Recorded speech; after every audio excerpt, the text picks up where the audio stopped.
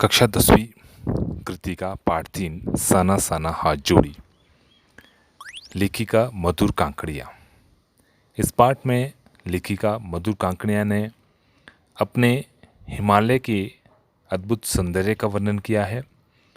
अपनी यात्रा में सिक्किम और वहाँ के जुड़े पर्यटक स्थलों के बारे में भी, वहाँ उसके सौंदर्य के बारे में भी विस्तृत जानकारी इस पाठ में दी है। हिमालय के अद्भुत सौंदर्य के बारे में उन्होंने कहा है कि पूर्वोत्तर भारत में सिक्किम राज्य की राजधानी गैंगटॉक और उसके आगे हिमालय की यात्रा का वर्णन है। हिमालय के अत्यंत सौंदर्य का ऐसा अद्भुत वर्णन लेखिका ने किया है मानो हिमालय का पल पल परिवर्तित सौंदर्य हम अपनी आंखों से निहार रहे हो। इस यात्रा वृत्तांत की विशेषता यह है कि लेखिका अपने सामाजिक दायित्व के प्रति सजग है और मेहनतकश इंसानों के प्रति उनके मन में सम्मान का भाव भी है। सिक्किम की राजधानी है गैंगटॉक।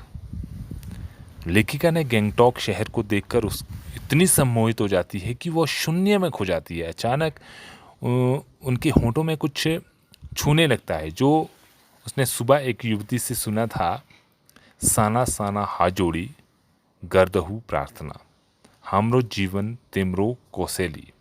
छोटे छोटे हाथ जोड़कर प्रार्थना कर रही हूँ कि मेरा सारा जीवन अच्छाइयों को समर्पित हो। सिक्किम में ही युमथाम की यात्रा उन्होंने की। सुबह लेखिका को युमथाम नामक स्थान के लिए जाना था तो गैंगटॉक से लगभग 149 किलोमीटर की दूरी पर युमथाम था। लेखिका को बर्फ से ढकी चोटियां देखने का बहुत शौक था।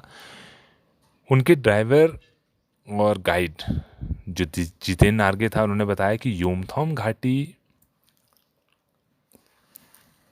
सारे रास्ते हिमालय की गहनतम घाटियों और फूलों की लदी घाटियों में मिलेगी। उसके बाद इस पाठ में जिक्र हुआ है सफ़ेद पताकाएं, रंगीन पताकाएं।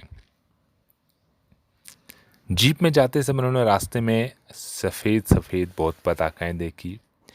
जितेन नार्गे ने उन्हें बताया कि जब किसी बुद्धिस्ट की मृत्यु हो जाती है, केवल यह बुद्ध धर्म की ही मान्यता है, जब किसी बुद्धिस्ट की मृत्यु हो जाती है तो उसकी आत्मा की शांति के लिए शहर से दूर किसी पवित्र स्थान पर 108 पताकाएं, श्वेत पताकाएं, सफ़ेद पताकाएं फहरा दी जाती है और उन्हें कभी उतारा नहीं जाता, बल्कि ये धीरे धीरे अपने आप ही वो नष्ट हो जाती है। और कई बार किसी नए कार्य की शुरुआत के लिए रंगीन पताकाएं लगाई जाती है। तो ये थी हमारी श्वेत और रंगीन पताकाएं। रास्ते में कई तरह की घुमावदार रास्ते उनको मिले और कवि लॉन्ग स्टॉक नामक एक स्थान देखा जहां पर एक गाइड फिल्म की शूटिंग हुई थी और वहीं पे उन्होंने एक धर्मचक्र देखा जिसे घुमाने से कहा जाता है कि उससे पाप धुल जाते हैं। तो लेखिका ने जब ये सुना तो उन्हें लगा कि उत्तर हो या दक्षिण, पूर्व हो या पश्चिम, पूरे भारत की मान्यताएं, अवधारणाएं, पाप पुण्य सभी कुछ एक समान है।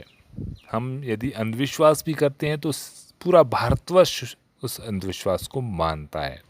हम चाहे किसी धर्म जाति के हो, लेकिन हमारी मान्यताएं एक सी है। और धीरे धीरे ऊंचाई बढ़ने के साथ साथ जब वो नीचे घाटियों में देखते हैं तो उनको वहाँ पे फैले हुए घर ताश के पत्तों की तरह नज़र आते हैं, बहुत ही छोटे छोटे दिखाई देते हैं। और हिमालय का जो रूप था वो लगातार विराट होता जा रहा था और जो रास्ते थे वो संकरे और जलेबी नुमा हो रहे थे। और जगह जगह पे उन्होंने सेनानियों को झूमते गाते देखा। और रास्ते में लेखिका खिड़की से सिर निकालकर आसमान छूते पर्वतों को देख रही थी, झरझर बहते झरनों को देख रही थी, गुलाबी पत्थरों पर इटलाती हुई बहती हुई नदियों को देख रही थी और चांदी के समान बहती उन्होंने तिस्ता नदी को देखा। और एक जगह पे उन्होंने एक झरना देखा और उसे अपने कैमरे में कैद भी किया और वह झरना था 7 सिस्टर वाटरफॉल। इसे देखकर ऐसा लगा कि भीतर से कई तामसिक विचार और दुष्ट वासनाएं इसकी निर्मल धारा में बह गई हो। यानी लेखिका के अंदर जो भी दुर्गुण थे वो सारे ऐसा लगा कि उस धारा में बहकर वो समाप्त हो गए।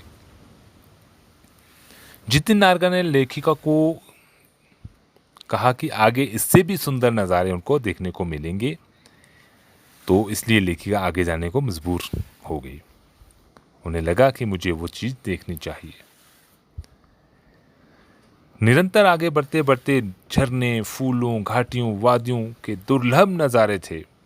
कई बार एहसास हुआ जीवन का आनंद है यही चलायमान सौंदर्य। ऐसा लग रहा था कि हम ईश्वर के बहुत निकट है।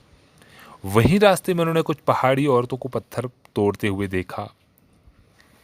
किसी की पीठ पर बंधे हुए टोकरियां थी जिसमें उनके बच्चे थे। कुछ कुदाल की मदद से जमीन को खोद रहे थे, कुछ पत्थर फाड़ रहे थे और मातृत्व के साथ साथ श्रम साधना भी हो रही थी। वे सड़कों को चौड़ा करने का दुस्साध्य कार्य कर रही थी और इन पत्थरों को तोड़ते तोड़ते पहाड़ियों के हाथों में निशान पड़ चुके थे जो उनकी दर्द भरी कहानी को कह रहे थे। वो इस संसार के लिए, इस समाज के लिए वो कितना कुछ कर रहे हैं और बदले में उन्हें बहुत कुछ मिल रहा है।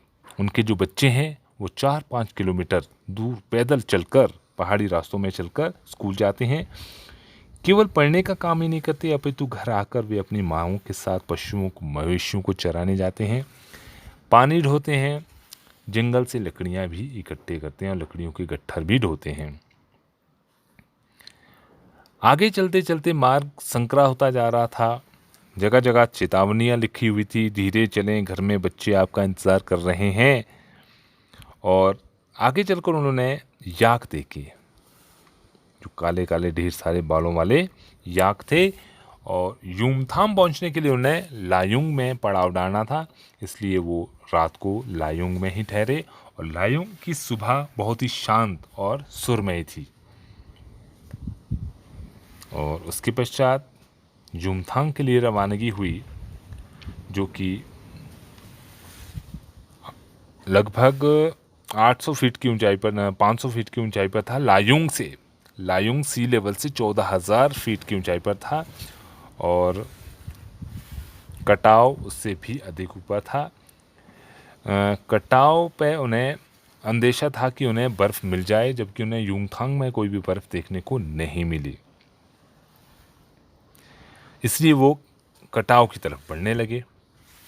वहाँ पे भी उन्हें बहुत सारे दर्शक मिले, बहुत सारे पर्यटक मिले, जो वहाँ पर पड़ी ताज़ा बर्फ़ का आनंद ले रहे थे। और जब लेखिका ने उस बर्फ़ को देखा तो उन्हें भी असीम आनंद की अनुभूति हुई। उन्होंने उस परिदृश्य को अपने मन में संजो कर रख दिया ताकि वे वापस जब घर जाएं तो उस दृश्य को पुनः याद के रूप में उसे देख सकें। और लेखिका को लगा यही वो जगह है जहाँ पे हमारे ऋषि मुनियों ने वेदों की रचना की होगी। और साथ ही साथ उन्होंने फौजियों के कठिन जीवन को भी देखा, जो इस ठिठुरती हुई ठंड में -15 डिग्री सेल्सियस में, जहाँ पे पेट्रोल के सिवा सब कुछ जम जाता है, ऐसी जगह पे वो निरंतर देश की सुरक्षा के लिए पहरा दे रहे हैं। तो हमारा भी उन सैनिकों के प्रति कुछ कर्तव्य बनता है कि हम उनके परिवार के सहयोगी बने, उनके सुख दुख में उनका साथ दें।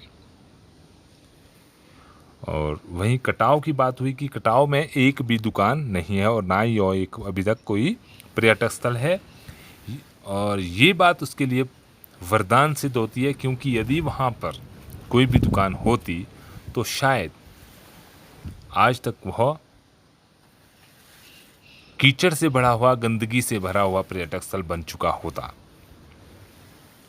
अपनी खूबसूरती के कारण ही वह भारत का स्विट्जरलैंड कहलाता है।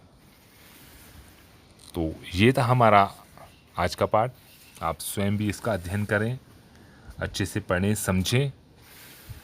और यहीं समाप्त करते हैं। धन्यवाद।